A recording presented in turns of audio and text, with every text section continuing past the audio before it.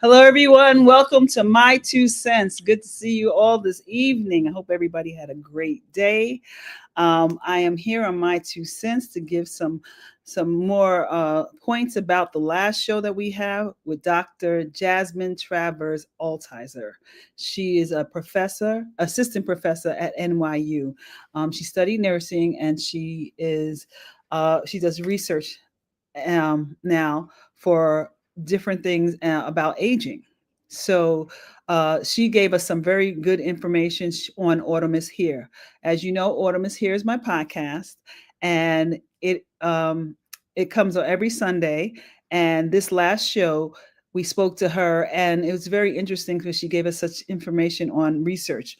You know, what I like about this is that I learned that there's a lot of people doing things that are helping or researching seniors or researching caregivers and giving a lot of information, and they're working towards finding some solutions to some of the issues. And that's what she does focus groups and different research projects so she can get a handle on certain things and then take it to either political realm or take it to cities and states and see if they can work around it and work with it and be able to use that where they are to better the system. So if you haven't seen the show, it's okay. It's okay if you haven't seen the show, but we welcome you here tonight to make sure that you at least get some information on it, and you might be interested in seeing the show after you speak to me or talk to us on My Two Cents. So the show is on Autumn is Here podcast. So please, if you want to, you can go there and you can see the show. But if you haven't, we're glad to have you here tonight. We're going to talk to you a little bit about what happened on the show and just bring up some points that may be just so you don't miss some points, because sometimes there are some things people glass over, and I just wanted to make sure that everybody kind of got all the points or some important things that bring to attention. And also, we're here if you have any questions or input or anything that you want to say about the show. So we're grateful for everybody to be here tonight and to just listen to the show. And please don't be afraid to input. Matter of fact, I think I have a couple of questions for you. So hi, Sweet Sticks 755. How are you? Thank you for joining us tonight. We really appreciate that. Well, let's get into the show. Dr. Altizer, which I'll call her Dr. Jasmine because it's just a little easier for me. But Dr. Jasmine brought up so many different points. She works with older people and aging, and she does a lot of work with that. But we started off with talking about nursing homes.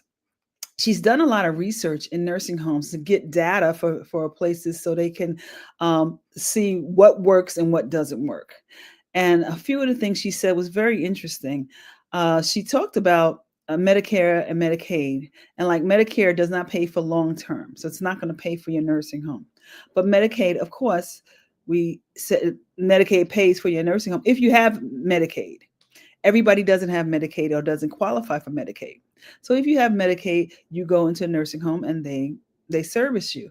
If you're a private pay, of course, you go to the nursing home of your choice if you have to, and they service you.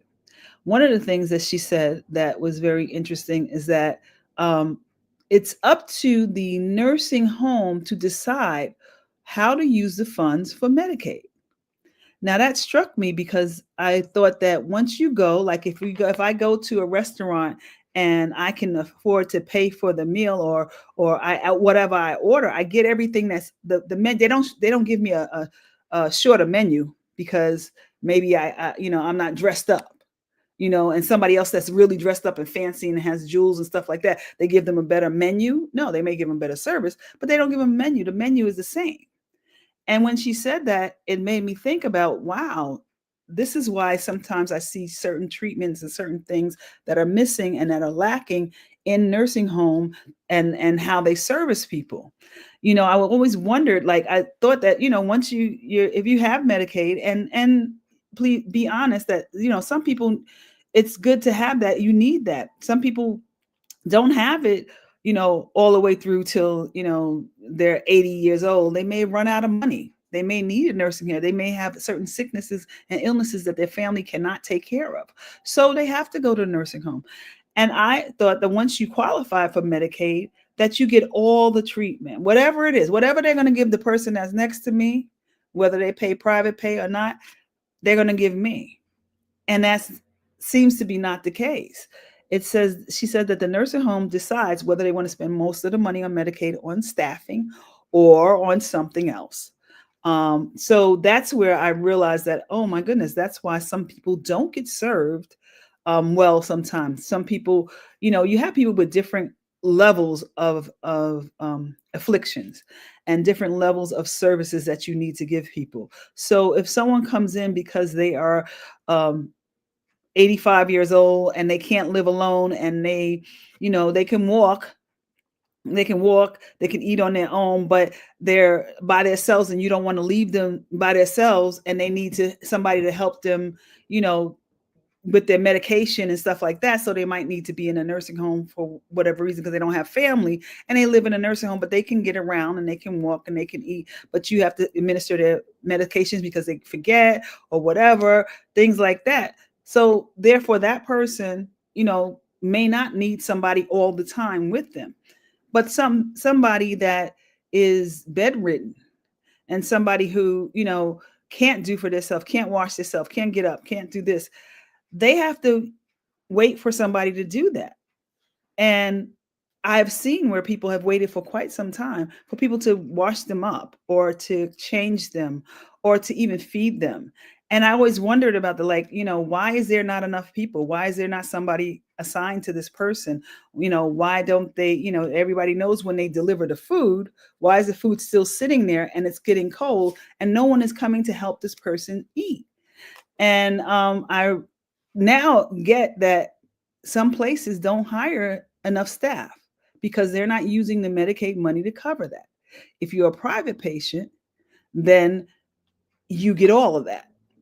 So that's something to think about. It's something to think about. And I think it's unfair, but apparently that's how it goes. Now, state to state, there are different rules for state to state. So, but just think about that.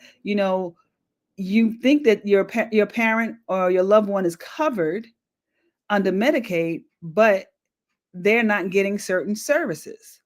You know what I mean? So that's just something to think about, and that's a concern. And one of the things that I mentioned is that I went to a nursing home, and there was someone that was there that I knew that was there, and they were 90 years old, and they wouldn't let them get out of bed because they were afraid they were to fall. But they didn't have any bed rails on the bed. And when I asked them about it, they said, "Oh, no, that's the state says you can't have it," or something like that. It's like, okay, that's a rule. You can't have bed rails. What kind of nursing home doesn't have bed rails? For an older person, so they won't fall out of the bed. So that was very strange to me, but now I get it. Hi, Deborah. Thank you for coming on tonight. I appreciate you looking at it. I hope you've seen the show, but if you haven't, it's okay. It's okay.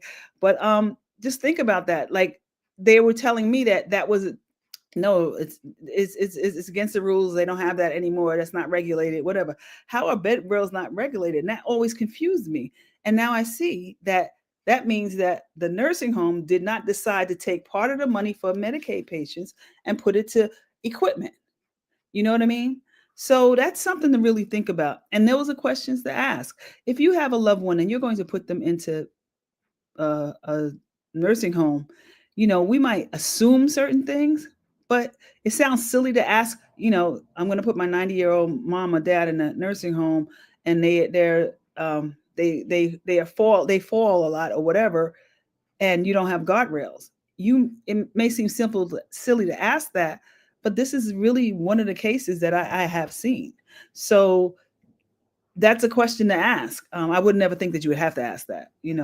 Erica says definitely, yes, absolutely. You gotta. It's so many things, and it's so unfair because the person who's caring for you has to think and double think, not only for the person, but it has to think for the facility to make sure the facility has everything. So it's kind of overwhelming, and it's unfair. It's unfair. One of the things I asked was that if they have to have certain rules, and because of that, and you say that the nursing homes can select what they're going to use Medicaid for. Well, it has to have certain rules. The government or the state has to regulate that, right?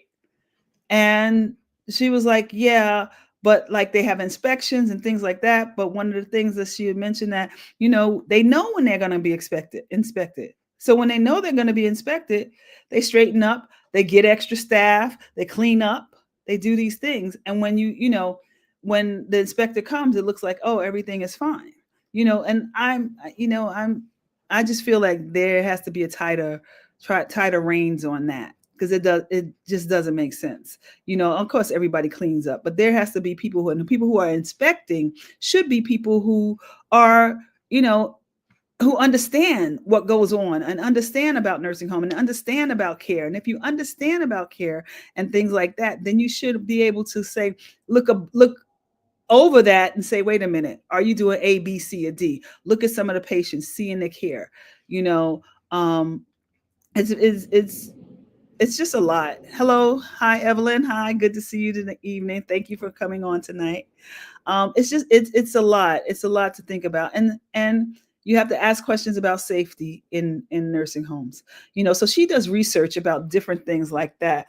Not only about nursing homes, but about care and healthcare issues and things like that. So she has different things like that, and she gets the information and she takes it back to certain states and different things like that, and trying to find out if they can use this information to better the care. you know what is Sweet Six says they need to show up unannounced. Yeah, absolutely, absolutely. And that's not rocket science. That's what I don't get. That's not rocket science. That should be one of the rules for the government to say, hey, these inspections should be unannounced. You just pop up. You know what I mean? Um, I don't understand that. I don't understand that. And maybe it's because people aren't talking about it. Maybe people aren't talking about aging and seniors, and so people aren't talking about it. People aren't. It's not in the forefront of what people are standing on as far as like the leaders in your community and stuff like that. But it's very interesting. It's very interesting. It's scary, because some people have to depend on that. What it's not fair. Some people have to depend on that. Deborah says, yes, surprise visits are needed.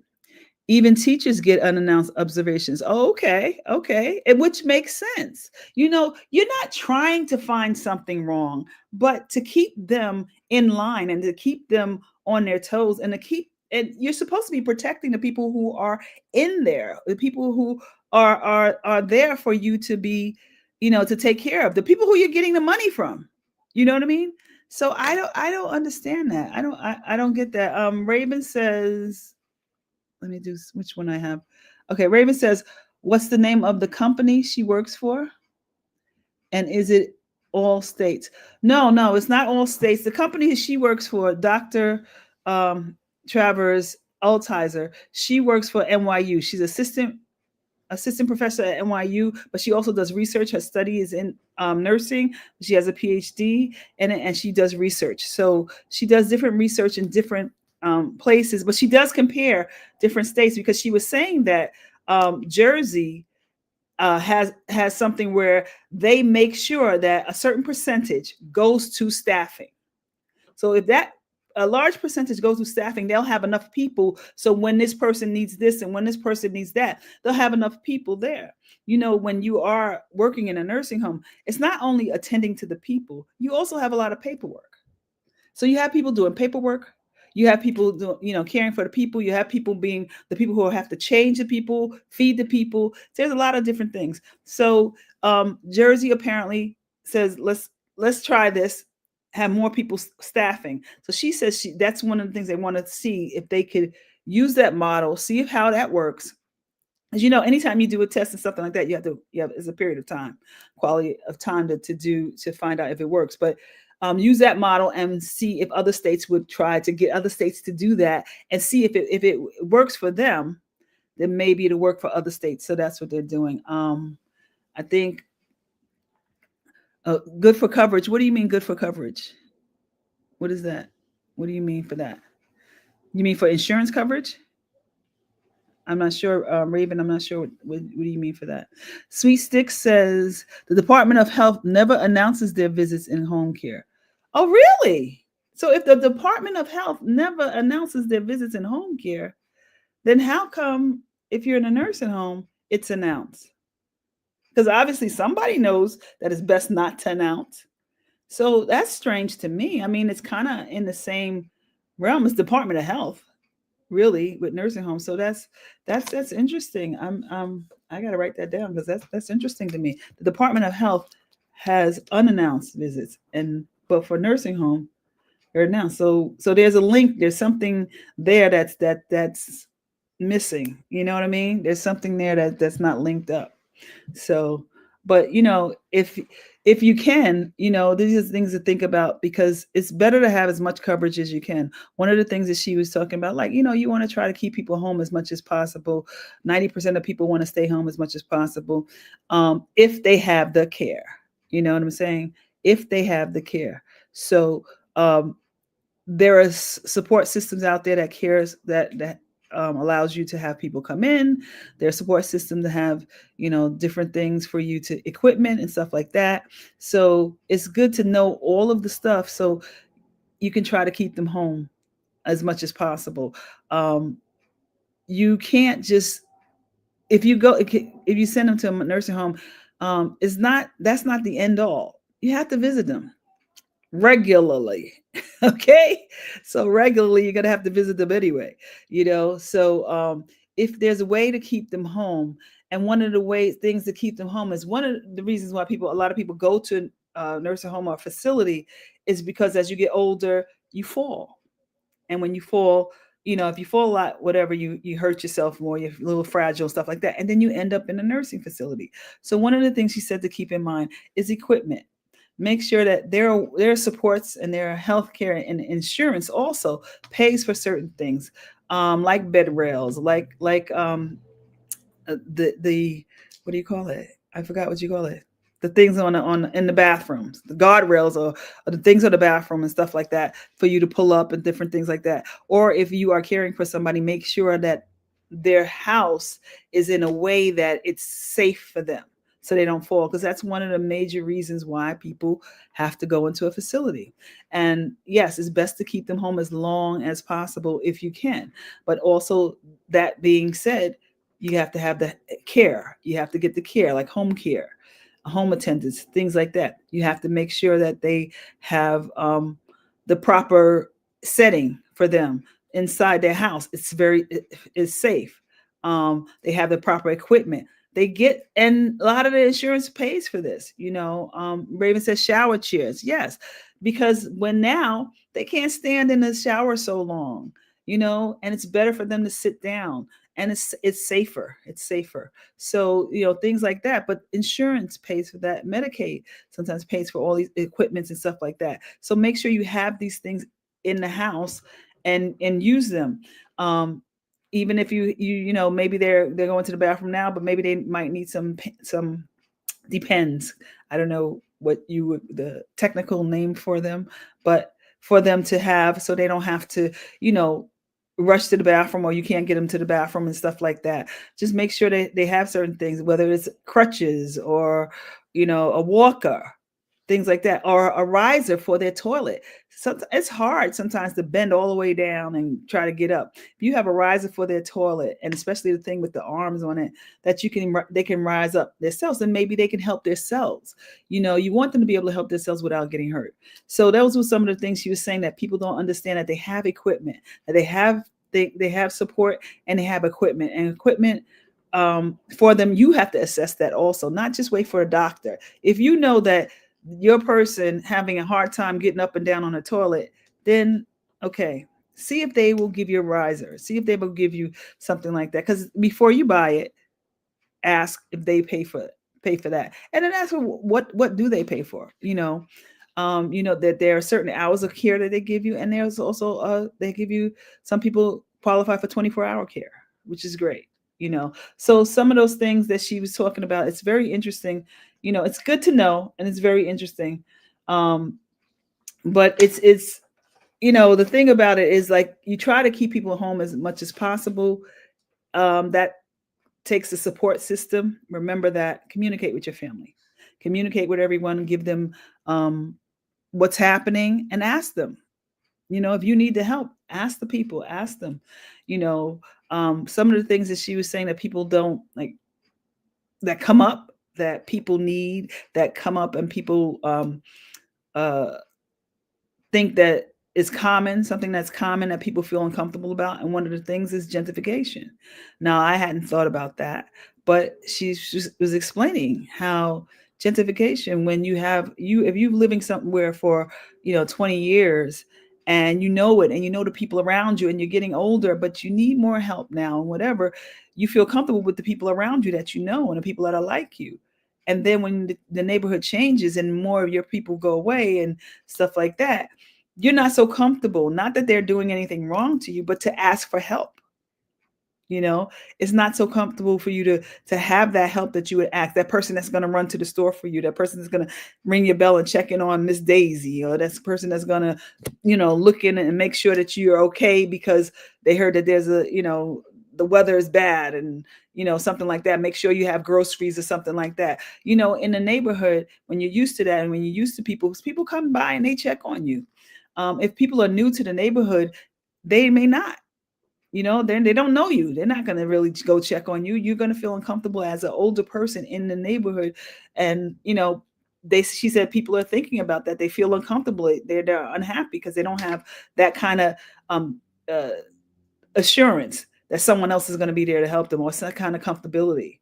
You know what I mean? So that's something to think about. And as our neighborhoods are changing, I don't know where everybody else is at, but our neighborhoods are changing quite a lot. It's good to get to know your neighbors, but everybody's not the same. And it's different when you know somebody for 20, 25 years and someone moves in and they've been here for 2 years. They don't really know you. So can they help you? Maybe, but how does that work out? You know what I mean? So sometimes older people feel uncomfortable with that, with asking people, and having a neighborhood that they're used to change so much. And also, the look of the neighborhood, the stores are changing. You know what I'm saying? Where they used to go to the store to get this, the neighborhood beauty parlor, the neighborhood this, there are things that are changing. It looks so different. You don't have the things that you're used to having, or that you need, or that you're comfortable with any longer in your neighborhood. And now you're getting older and you can't travel as far. You can't, you know what I mean? So those things are to consider. And people, I don't think people are really considering that, but those things are something to consider, how you living in your neighborhood, and how it works for you as you're living there. And then as you get older, how it has changed. And, sometimes people get depressed behind that. So those are things, those are things to think about. So, there's a lack of community. There's a lack of community. Yes, there's a lack of community. Yeah, and community is big. We need community, not only churches and stuff like that, but we need people, just our neighbors. Our neighbors are our community. Maybe it's not an official thing, maybe it's not a block association, but our neighbors are our community. We see them all the time. And if you live somewhere for 15 years, 20 years, that's our community. And we look out for each other. So yeah, so those are some of the things that she spoke about. Please, if you haven't seen it on Autumn is Here, please check out the show. Please leave a comment. Make sure you share. Make sure you like, subscribe, share it with somebody, and ask them to subscribe if they are interested in this, and if it can help them. I want to let y'all know about her focus group that she's having. She doesn't have the date yet because she's trying to get all the people. She has some of the different age range people, but she's looking for people that are 85 and older to participate in the focus group. It's called We Age. It's a multi-generational conversation about getting older. And it is 60 to 75 minutes. So if you're able to be on the computer, be visible on the computer, and be able to, you want to express yourself and answer some questions and talk about aging, please be a part of it. Let us know if you want to be a part of it. We have on the bottom, I don't know if you see the ticket thing, it has her email and her phone number. If you need to call her, ask her questions about it, you can ask more questions about it. They give you a $50 gift card if you participate. And though the person 85 year older is going to be on, it is you can be by them and help them with the computer. You know what I mean? So that will help also. But they're going to be the ones that's asking the questions and answering questions and stuff like that. So or expressing themselves. So please, she has a focus group. We age, and please, if you have somebody who's interested in it, it's a multi-generational conversation about getting older. So please, if you don't know anybody, you have churches, you have community groups, you have your building, you have your senior center. If you have any of that, or you have somebody that you know that has a parent that's, you know, some people that are 80, 85 and older are up and alert. Okay, and they, they are savvy with the computer. If you know somebody like that, please let them know about this. We would like to have their input on aging, and we would like to have her to have a great focus group to get as much information as possible. You have to speak fluent English. Okay. So that's my show for today. Thank you for joining me on My Two Cents. I appreciate that. Again, we talk about my podcast, my last podcast on Autumn is Here. We wanted to give some points and make sure you understood some points, and if you had any questions and stuff like that. So hopefully you enjoyed this show, and hopefully if you have not seen the show on Autumn is Here, please check it out with Dr. Jasmine Travers Altizer, and she gives us some information on the research that she's done. And make sure that if you have anybody who want to be part of the focus group, 85 and up, man or woman, it doesn't matter, but 85 and up, if you have a computer, you can be a part of the focus group.